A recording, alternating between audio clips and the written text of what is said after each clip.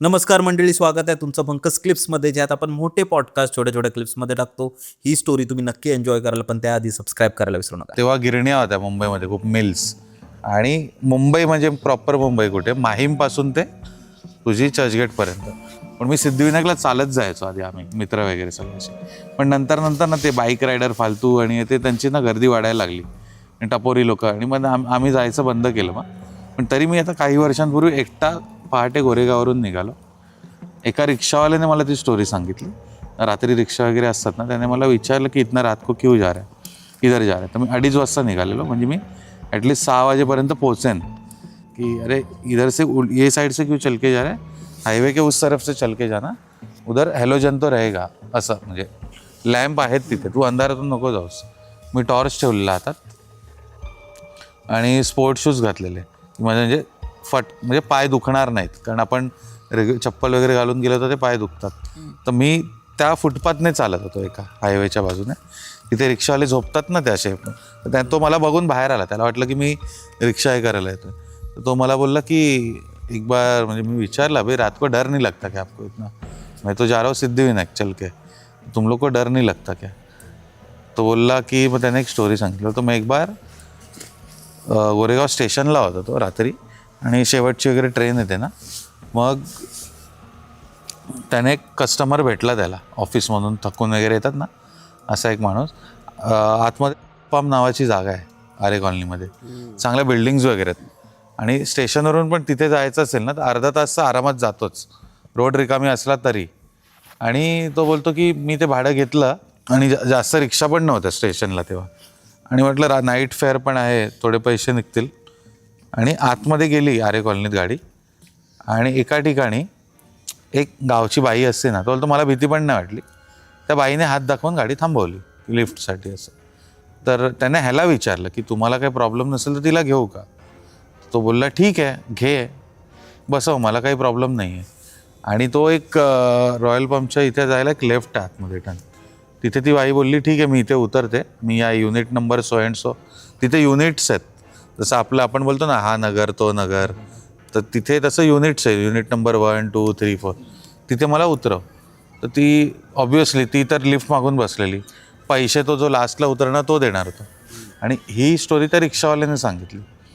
तर तो बोला ती उतरली बाई, आणि नंतर ह्याने गाडी थांबवली ना, एका लॅम्प होता रोडचा, त्याच्या खाली ती उतरली. कुठे गावात पाड्यामध्ये जायला एक पायवाट आहे तिथे. नंतर ह्याला फुटला, बोलतो घाम फुटला मला तेव्हा. आणि मी मागे विचारलं त्याला की बाबा तू बघितलंस का तिला. बोलतो हां ही का आता उतरून गेली. तर पाय बघितलेस का तिचे, पाय उलटे होते. तर तो बोलतो त्याच्यात काय झालं, माझे पण पाय उलटे. हां. आणि त्यानंतर लिटरली सांगू, मी बऱ्याच पॉडकास्टवर पण सेम स्टोरी ऐकली.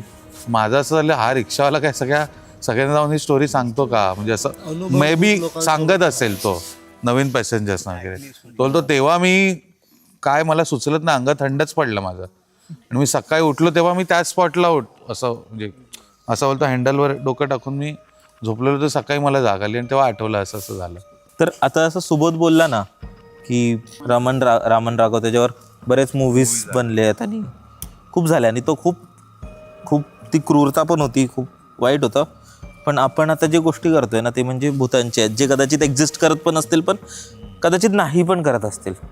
पण असे जे लोक आहेत रमण राघव सारखे, ठीक आहे, तशा बऱ्याच गोष्टी आहेत. म्हणजे तर एकदा ना मी एक केस वाचत होतो, ती अगेन तिकडचीच वेस्टचीच कुठची तरी केस होती, आणि ते ॲडगिन एका नावाच्या व्यक्तीची होती. ॲडगिन त्याचं नाव होतं, ठीक आहे.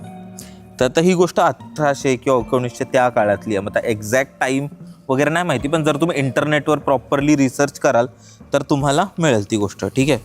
तर हा जो व्यक्ती होता ना, हा त्याच्या आईवडिलांबरोबर राहायचा, आणि ह्याला एक छोटा भाऊ होता, ठीक आहे. तर लहानपणापासूनच आहे ना, त्याची जी आई होती ना, ते टिपिकल कॅथलिक असे असतात ना त्या काळातले, की तुम्ही कोणत्या मुलीशी बोलायचं नाही, किंवा असं नाही तसं नाही, म्हणजे खूप असे गोष्टी तिने त्याच्या डोक्यात टाकून ठेवलेले, की मुलींशी जो संबंध आला नाही पाहिजे, या मुली अशा असतात तशा असतात अशा सगळ्या गोष्टी. आणि त्याचे जे वडील होते ना, कारण ते खूप त्यांचे बाहेरचे संबंध होते, त्यामुळे तिला त्या गोष्टी आवडायच्याच नाही त्याच्या आईला. म्हणजे तिला आहे ना बाकीच्या बायकांचा रागच यायचा. ठीक आहे. आणि त्याच गोष्टी तिने ॲडगिनला आणि तिच्या भावाला शिकवून ठेवल्या. ठीक आहे. आणि त्याचे वडील जसं बोललो ते खूप बाहेर जायचे आणि दुसरी गोष्ट म्हणजे ते खूप जुगार खेळायचे. जुगारमध्ये त्या बऱ्याच गोष्टी हरल्या, त्यांच्या जमीन वगैरे हरल्या. आणि मग त्यांनी काय विचार केलं ना की त्यांनी सगळी जागा जमीन हरल्यावर त्यांनी विचार केलं की तिथे तर तुम्हाला माहिती असेल तर आपल्या इकडे तर जमिनीची खूप मोठी किंमत आहे, पण तिथे खूप मोठ्या मोठ्या जमिनी अशाच आहेत, पडीक आहेत. आणि कारण तिकडे जागाही खूप आहे, तर त्यांनी ती जमीन विकून म्हणजे ते तिकडची जागा सोडून त्यांनी बाहेर जाऊन एकदम बरीच म्हणजे मला वाटतं 40-50 एकर अशी एक जमीन घेतली. ठीक आहे. तिथे घेतली आणि विचार केला इथेच राहायचं. तर तो जो पूर्ण एरिया होता ना, हा ते लोकच राहायचे एरियामध्ये, हे 4 जण. ठीक आहे. आई वडील, भाऊ आणि हा. ठीक आहे. त्यांना जेव्हा काही मार्केटमध्ये जायला लागायचं तेव्हा सायकलनी हा जायचा, त्याच्या आईला वगैरे घेऊन जायचा. आता काय झालं, ह्याच्यात थोड्या टायमानंतर जे वडील वारले आणि जो ॲडगिनचा जो भाऊ होता ना, तो बाजारात वगैरे जायचा आणि त्याला एका मुलीशी प्रेम झालं. जी काही साहजिक आहे, कारण तो तरुण झाला होता, तो ऑब्व्हियस सगळ्यांना फिलिंग्स असतात. प्रेम झालं आणि त्यावेळी त्या लोकांनी त्याला घराच्या बाहेर काढून टाकलं, दोघांनी मिळून. ठीक आहे. आता काय झालं ना की जो पुढचा टाईम येत गेला ना, ॲडगिन त्याच्या फक्त आईच्या सगळ्यात जवळचा होता. त्याला फक्त त्याची आईच आवडायची आणि ह्या जगात दुसरं कोणीच नव्हतं त्याचं. आता जेव्हा त्याची आई गेली ना, त्याला तिची आठवण खूप यायची. आता त्यांनी काय केलं ना, त्याला काय माहिती पडलं की त्याच्या आयुष्यात स्त्री म्हणजे त्याची आईच आहे. तर आहे ना, तो प्रत्येक स्त्रीमध्ये त्याची आई बघायचा. ठीक आहे. पण त्या वेमध्ये नाही. त्याला काय करायचं आहे ना, त्यांनी कोणतीही स्त्री बघितली ना, तर तो इथे राहायचा. म्हणजे काय बोलतात तिकडे मॉर्च्युरी नाही, आपलं कब्रिस्तान असतं ना, सेमेट्री, तिथे राहायचा. आणि जेव्हाही कोणत्या व्यक्तीला जेव्हा तिथे पुरायचे ना बाईला, तेव्हा तो रात्री जाऊन तिला बाहेर काढायचा आणि ती चांबडी काढायचा, घरी आणून चांबडी काढायचा. आणि त्यांनी आहे ना म्हणजे असे बरेच केले त्यांनी, खूप साऱ्या गोष्टी, म्हणजे मारायचं नाही कोणाला, तो अशा बायकांना घरी येऊन ते करायचा. त्यांनी त्या गोष्टींवरून बऱ्याच गोष्टी बनवलेल्या.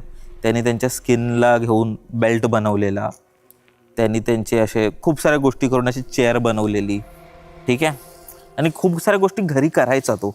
आणि तिथे जर त्याची एवढी मोठी जमीन होती ना, तर कोणालाही काय माहिती नाही पडायचा, कारण तिथे हा एकटा राहायचा. तर एकदा झालं कसं होतं ना, हा बाजारात गेला होता आणि बाजारात त्यावेळी तिथे दुकानात तुम्हाला बंदूक वगैरे मिळते अमेरिकामध्ये. तर तिथे हा गेला आणि तिथे ती जी बाई होती काम करणारी, तिथे ह्यांनी काहीतरी ह्याची गन वगैरे, कारण तिकडे शिकारीला वगैरे जातात ना लोक, ह्यांनी काहीतरी रिपेअर वगैरे करायला दिले. आणि ते रिपेअर करता करता तिचा स्वतःहूनच म्हणजे काय ट्रिगर दाबला गेला किंवा त्या पिस्टॉलनी स्वतःलाच गोली लागून ती मेली. आता हा घाबरला, त्याला काय वाटलं ही चौकशी माझ्यावर होईल. त्याने त्या बाईला घेतलं आणि घरी आणलं. आता त्यांनी एवढ्या बायकांना ऑलरेडी त्यांनी हे केलं, म्हणजे काहींचं त्यांनी कदाचित खून केलं असेल आणि काहींना आणलं. तेव्हा तो नाही पकडला गेला. पण जी बाई, जेव्हा तिचा मुलगा घरी आला, तर मुलगा पोलिसात होता, त्यांनी बघितलं तर शेवटची एंट्री ह्याची होती.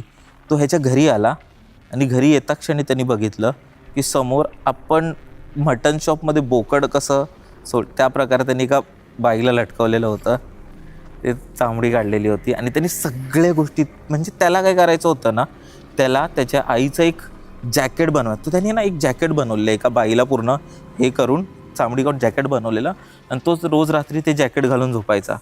आणि त्यांनी त्याला काय फील यायचं की त्याची आई अजून त्याच्यासोबत आहे. म्हणजे काही लोकांचं, म्हणजे माणसाचा जो डोका आहे ना, तो खूप विचित्र आहे. आपला जो ब्रेन आहे ना, तो खूप विचित्र आहे. आणि आपण त्याला ज्या दिशेत नेऊ ना, तो तसा बनेल. तर तशा गोष्टी होतात. आणि ह्या खूप आहेत. म्हणजे माणूस ज्याही गोष्टी करतो ना, इवन आताही आपण ज्या गोष्टी करतो ना, आपण जसं वागतो ना, आता आपल्याला तो आपण एक ट्रॉमा रिस्पॉन्स आहे आपला. आता जो व्यक्ती एकदम जास्त फिरत असेल, त्याला लहानपणी त्याला आतमध्ये बांधून ठेवलं असेल म्हणून तो आता खूप फिरतोय. आता जर कोणता एक व्यक्ती जर आता खूप चीज खात असेल किंवा असं ना, काय लोकांना तो असतो, तर लहानपणी त्याला त्याच गोष्टी मिळाल्या तो आता करतो. तर ह्याच गोष्टी आहेत ज्यांनी एक माणूस बनतो. आणि हे खूप वाईट आणि दुष्परिणामपर्यंत, आणि असे बरेच लोक आहेत, बरेच केसेस आहेत ज्या आहेत. ही खूप हे होती खूपच जास्त. आणि आहे ही इंटरनेटवर आहे, मी तुला पाठवेन. आणि हे खरोखर घडलंय.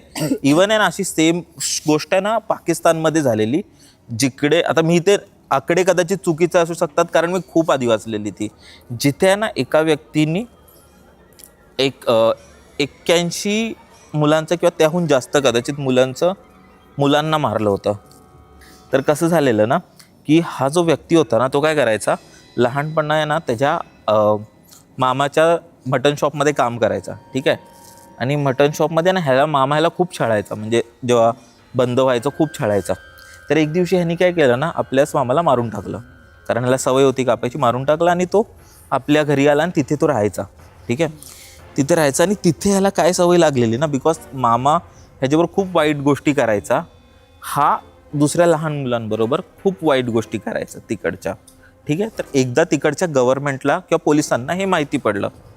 तर ह्याला पोलीस पकडून नेलं आणि पोलिसांनी ह्याला खूप मारलं आणि त्यावेळी आहे ना ह्याला ते कोड्यांची, कारण 1990ची गोष्ट आहे काहीतरी, कोडे असतात ना, त्यांनी ह्याला 81 कोडे मारले. ठीक आहे. आणि तेव्हा त्याच्या आईला खूप दुःख झालं तेव्हा, म्हणजे आईला ह्याला माहिती पडलं की ह्याची आई हॉस्पिटलाइज झाली, ह्याला सोडलं. ह्याला माहिती पडलं की ह्याची आई हॉस्पिटलाइज झाली आणि ऑलमोस्ट मरायला टपलेली, त्याचं झालेलं.